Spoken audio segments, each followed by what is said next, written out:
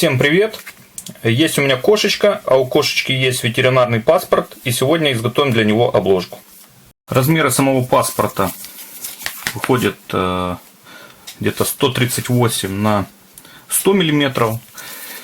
Я у выкройках сделал напуски по 8 мм с каждого края, плюс 1,5 сантиметра вот здесь на загиб. Также с внутренней стороны здесь есть место для фото кошки. Я это учел, и попробуем тоже сделать вот такой вот вырез, кармашек под фотографию с внутренней стороны.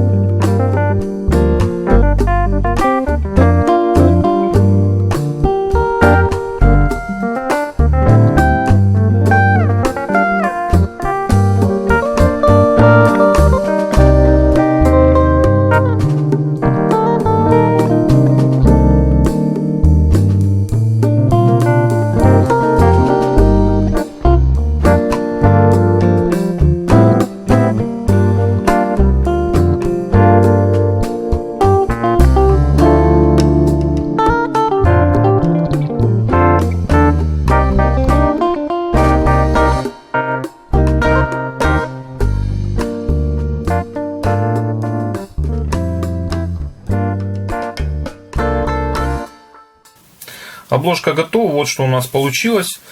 В процессе работы поставил свой оттиск, немножко под углом лежала плита, поэтому получилось неравномерно.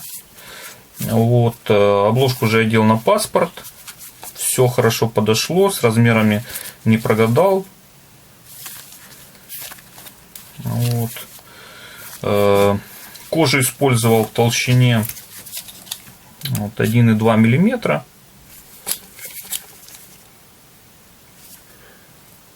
Сейчас настроим. Вот, 1,2 мм. Цвет желтый. В принципе, взял на пробу. Еще изделие особо с нее не шил. Но в работе очень мне нравится. Она хоть и тонкая, при этом вот плотная, держит хорошо форму. Нить из образцов от Мэйси. Есть у меня два желтых цвета. Это получается почти тон в тон с кожей, поэтому не использовал ее из-за того, что прошивки практически не видно. Эта же нить, она чуть посветлее, и хотя бы видно, что человек старался, здесь шил. Толщина нити 0,35 мм, она круглая. Вот, что еще сказать. Прошивал вот внешняя сторона, а вот как с внутренней стороны выглядит шов. Торцы обработал Такановы. Ну и биговка по контуру.